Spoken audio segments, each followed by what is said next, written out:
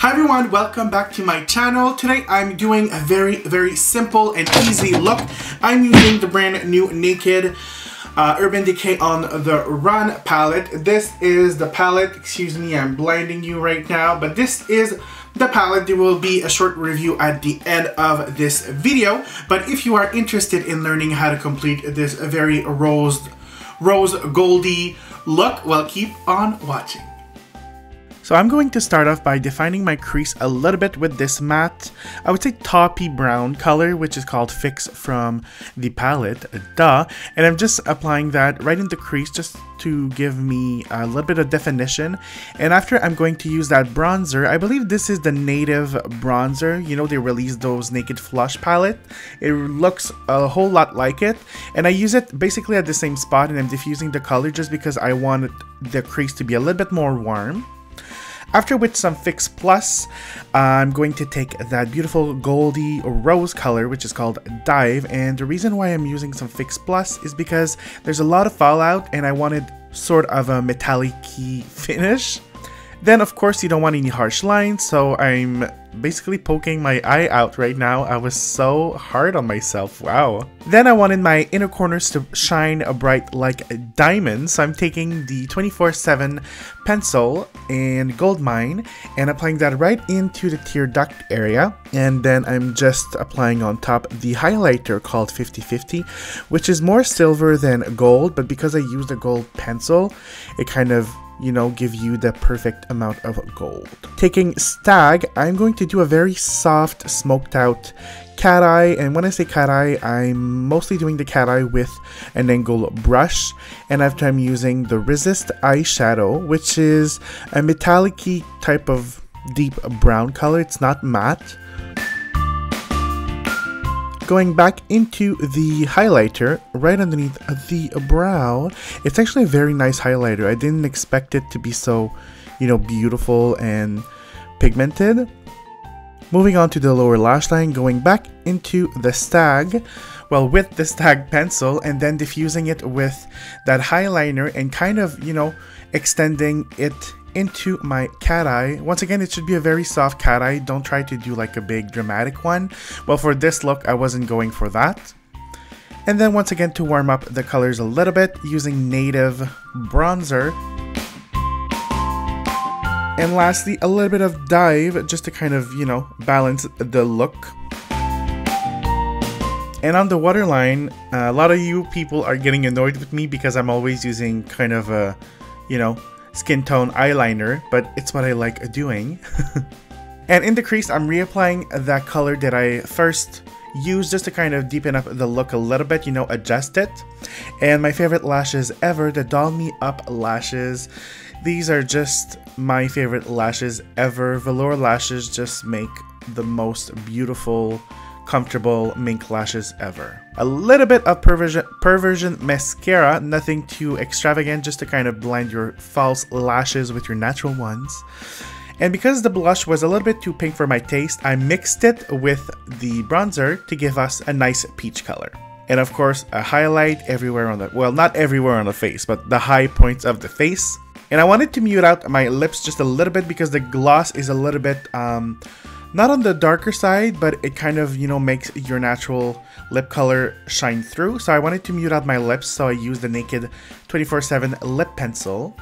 And the gloss is Sesso. It has the most beautiful kind of pink specks to it. It's beautiful. And we're done.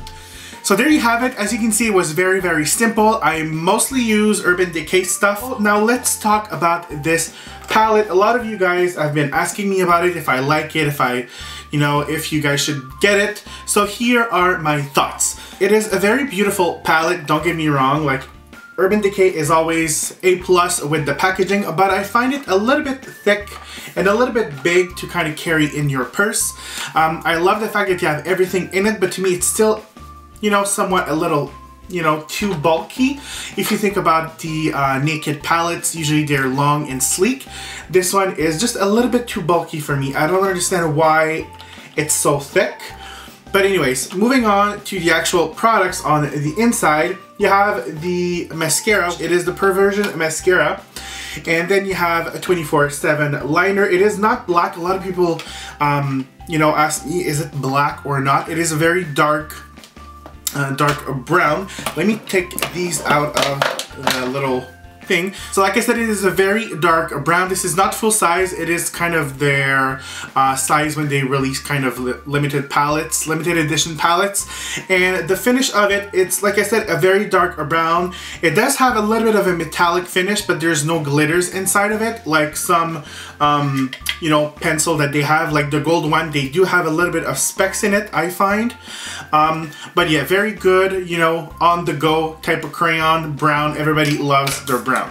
As for the mascara, you know, no complaints about it. Once again, it is not full size, and it is kind of those mascara with like the actual, like, it's not silicone. It's like the wand is not silicone. It's kind of those fibers, which I tend to like more. And then you have this gloss, which this gloss is called Sesso. It is limited edition. When I saw it just looking in, like, at the top, I was like, okay, this looks very, very, you know, kind of 90s, a little bit too dark maybe for like fair people. But once you apply it, it does have a little bit of pink specks in it, like a very nice kind of pinky shimmer. It looks dark, but I swear there's like some, as you can see right there, I hope you can see that, but there's a lot of pink specks to it.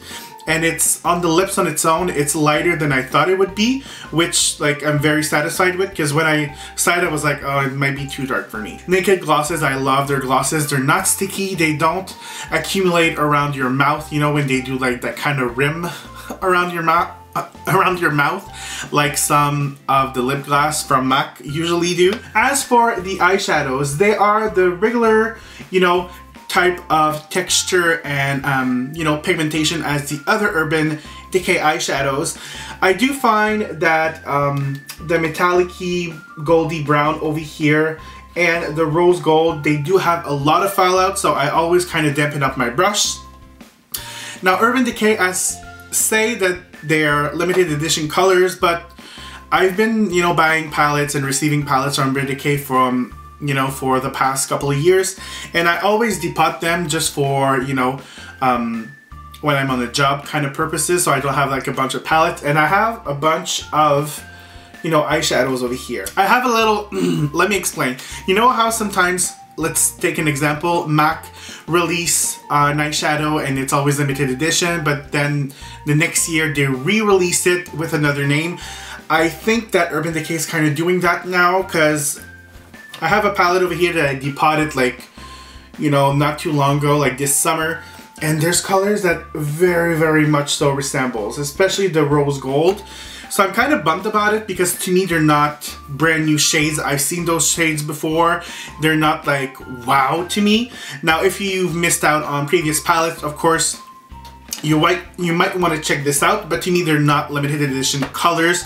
They're not unique enough for me to kind of like be like, oh, they're limited edition, because I've seen them before from Urban Decay. Aside from the colors from the eyeshadow that I just mentioned, these are great eyeshadows. They're mostly cool tone. As you can see, you only have like a warm tone over here, which is kind of a bronzy brown color.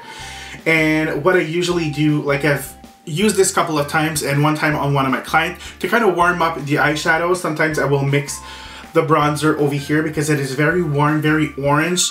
To me, it's not my favorite bronzer, especially on fair skin people or medium skin, you know, people. It's too orange for me.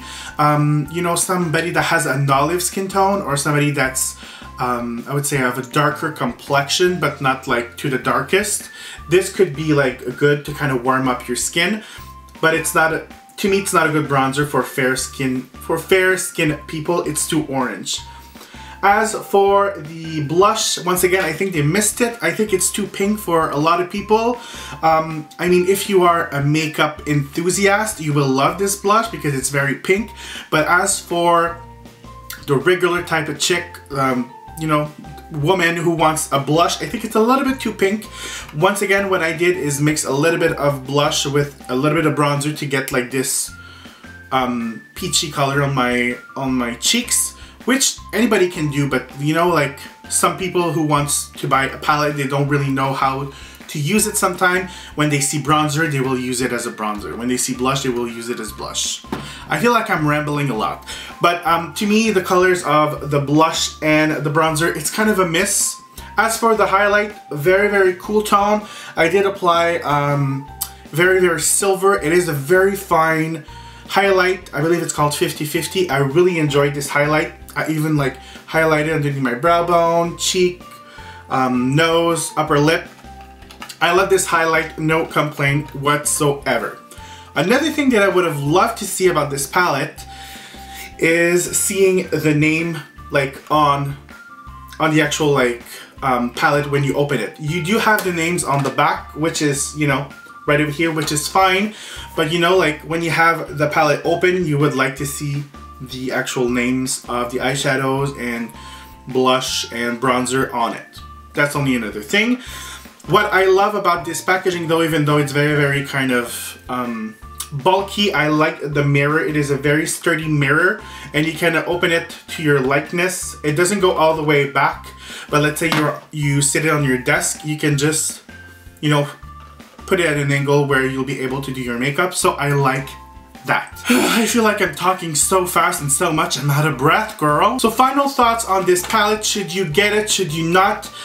$55, you have a full-size gloss, a mascara, a liner, 5 eyeshadows, blush, bronzer, and a highlighter. So I would say get it, especially if you're looking for a palette that has everything. Now, if you already have a lot of eyeshadows from Urban Decay and you're thinking of buying this palette because you don't have the colors, I would say pass on it. I mean, for the amount of product you get in it and the price range, it's really, really good. You can't really beat that. So I would say like a thumbs up for that.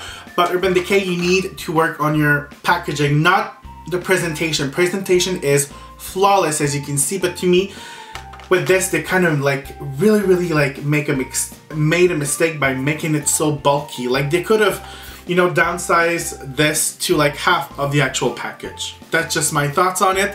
Hopefully you like this little review. Let me know what you think about the Naked Urban Decay On The Run palette if you have it, and I will see you guys very soon. Bye!